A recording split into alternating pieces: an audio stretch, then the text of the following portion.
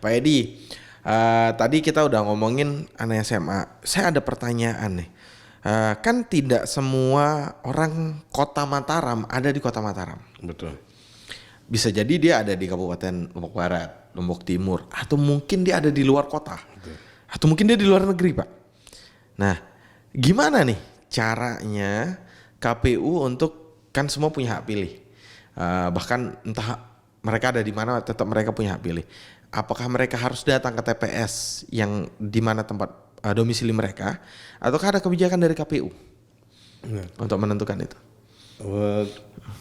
Untuk pemilih kita ya, prinsipnya bahwa semua warga negara Indonesia itu berhak memilih. Itu dulu. Yang pertama, bahwa siapapun dia dan dimanapun dia itu berhak memilih. Sehingga KPU yang sekarang nanti kedepannya akan menetapkan ada 2 pemilih, daftar pemilih tetapnya. Daftar pemilih tetap reguler itu terdiri dari yang luar negeri dan dalam negeri. Nggak usah kita apalagi lah di Lombok Barat atau di Lombok Timur. Yang di luar negeri pun harus tetap terjamin hak pilihnya. Nah, mengenai warga Kota Mataram yang ada mungkin di Lombok Barat ataupun di seputaran Lombok lah kita bilang, sebenarnya kami menghimbau dia memilih di alamatnya yang bersangkutan. Mudik lah ya mudik dekat karena juga. Hari pemilihan itu adalah hari yang diliburkan. Hari libur nasional. Betul. Mau dia tanggal hitam harus merah. Harus merah ya. Harus merah itu, sehingga tidak ada alasan untuk kerja maupun sekolah, itu sebenarnya tidak ada alasan karena memang itu hari yang diliburkan untuk memilih. Libur nasional. Betul. Berarti jangan coba-coba di situ ya. Tapi kita memang karena pasti akan kita data warga ini sesuai dengan alamatnya. Karena kami bekerja mendata pemilih itu secara de jure, secara administrasinya, di mana dia beralamat di KTP itu, maka disitulah datanya akan ada gitu.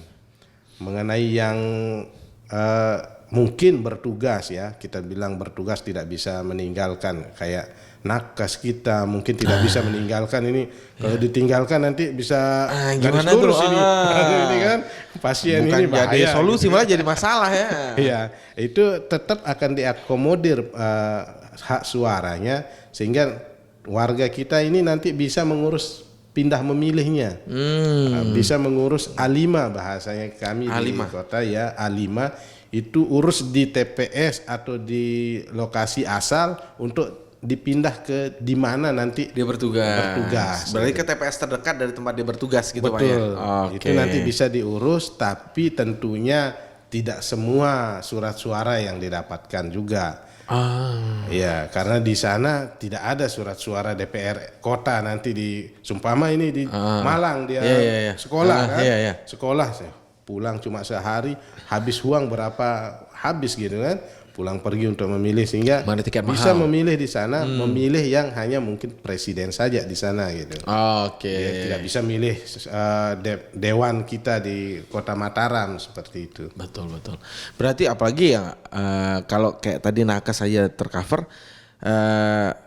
mohon maaf kayak narapidana juga berarti ada TPS di selnya, maksudnya di balai karantinanya lah gitu. Untuk pemilu depan ini memang di peraturan kami sudah disebutkan itu akan ada TPS khusus bahasanya. TPS khusus ini bisa didirikan dengan syarat dan ketentuan berlaku. Salah satunya adalah lapas itu. Di lapas ya. Lapas. Karena kan kita bisa prediksi ini penghuni lapas ini sampai tahun berapa dia ada di sana. Betul. Gitu kan. Nah, kecuali rumah sakit ini kami masih belum bisa membuat TPS khusus. Sebenarnya harapannya itu bisa kita buat TPS khusus di rumah sakit, cuma memang tidak bisa kita prediksi yang sakit ini. Nanti hari ini dia masuk, pagi ini masuk sakit, bisa jadi keluar malamnya gitu kan sehat, atau bisa jadi keluarnya garis lurus tadi kan. Nggak bisa kita prediksi kalau yang di rumah mungkin juga sakit tangannya ini. bingung juga ya mau nyoblos Pak ya. Iya. Masih lemas, masih gemeter. Sakitnya apa dulu gitu kan. Orang lagi koma misalnya terus kita suruh nyoblos kan ya gimana juga. Nah, kita sekarang ngerucut ke pemilih milenial nih Pak tadi. Kembali ke topik awal. Apa sih bedanya Pak karakternya? Kalau dari Pak Edi kan bukan orang kemarin sore di KPU. Sudah berapa lama di KPU Pak? Saya 2019. 2019, berarti sudah melewati satu pemilihan umum yang serentak gitu ya 2019. Nah, menurut Pak Edi karakternya yang anak-anak milenial sekarang gimana nih? Ini juga yang jadi PR kami sebenarnya juga bahwa memang milenial ini cenderung apatis karena hasil obrolan bersama teman-teman ini bahasanya itu siapapun yang jadi kita begini-begini saja. Setuju, banyak sekali yang bilang gitu. Banyak sekali bahasa di bawah ini kan seperti itu. Siapapun presidennya kita begini-begini saja gitu. Juga saya sekolah begini dibiayain orang tua, enggak dibiayain negara atau presiden katanya kan. Nah, ini yang harus dirubah sebenarnya mindsetnya bahwa apapun sebenarnya yang kita laksanakan sekarang atau yang kita lakukan ini tidak lepas dari keputusan politik. Betul. Seperti saat ini kita bisa podcast begini ini tentu ada kebijakan politik yang membolehkan kita yang membebaskan untuk bersuara. Betul sekali. Andai seperti yang tahun sebelum-sebelumnya atau zaman lalu kan mungkin enggak bebas kita bersuara seperti mungkin ini. Mungkin habis ini kita ke tempat TPS khusus Pak.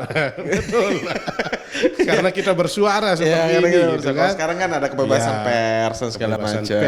Kebebasan berkumpul, kebebasan mengeluarkan pendapat. Ini kan semua kebijakan politik yang dibuat oleh orang-orang yang kita pilih.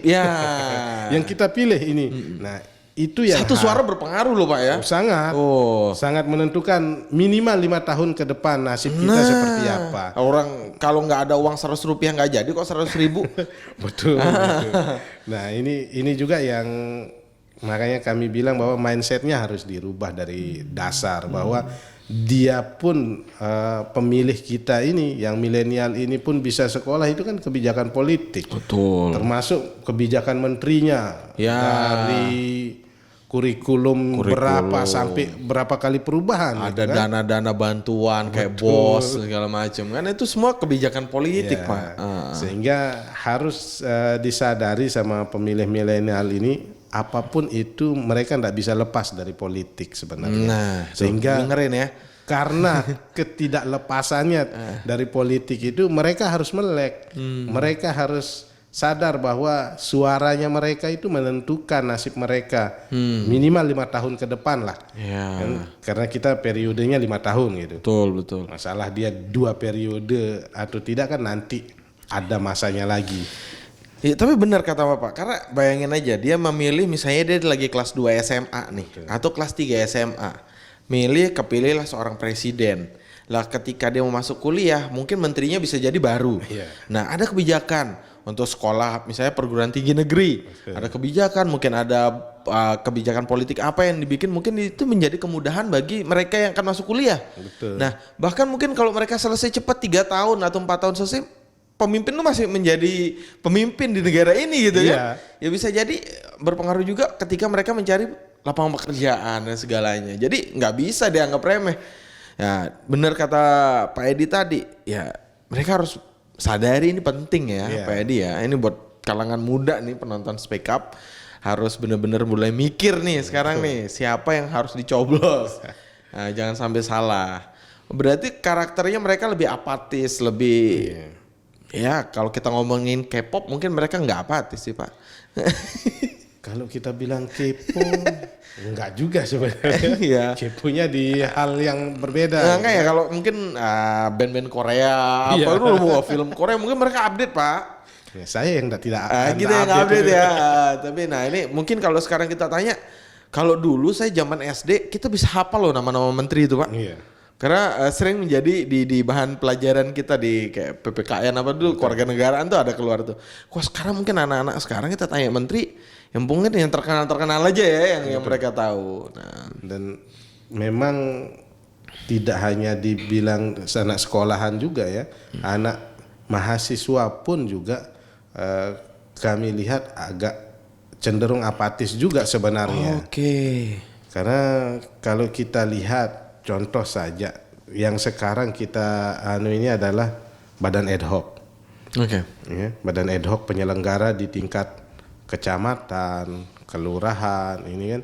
Nah, ini kalau memang mereka ada ketertarikan, harusnya anak-anak milenial ini yang sudah memenuhi syarat tentunya untuk menjadi badan ad hoc bisa mendaftar sebenarnya. Tapi keterlibatannya bisa diakomodir nanti oleh KPU untuk menjadi petugas. Tapi sekarang yang gabung Pak anak muda banyak. Ya, alhamdulillah ini kemarin kita lihat PPK kemarin kan baru kita umumkan. Yang lolos juga sudah untuk PPK. Ini alhamdulillah sejak menggunakan si Akba sekarang pendaftarannya itu kan menggunakan aplikasi sekarang. Aplikasi si Akba badan. Si Akba namanya. Ya, aplikasi badan ad hoc namanya. Nah, ini terlihat pendaftarnya lebih meningkat ketimbang yang sebelumnya gitu. Karena kan sekarang melalui aplikasi itu mereka bisa daftar di rumah. Betul. Sambil tidur-tidur pun bisa daftar. Mungkin dulu mereka malas-malasan mau harus ke kantor kan ya. Harus ngeprint apa ini, gitu kan? Nyiapin berkas lah gitu ya. Kalau sekarang kan lewat aplikasi itu pun sambil tidur-tiduran atau sambil kencan mereka bisa daftar gitu kan? Nah, jempolnya main iseng-iseng daftar. Iya. Namanya lulus.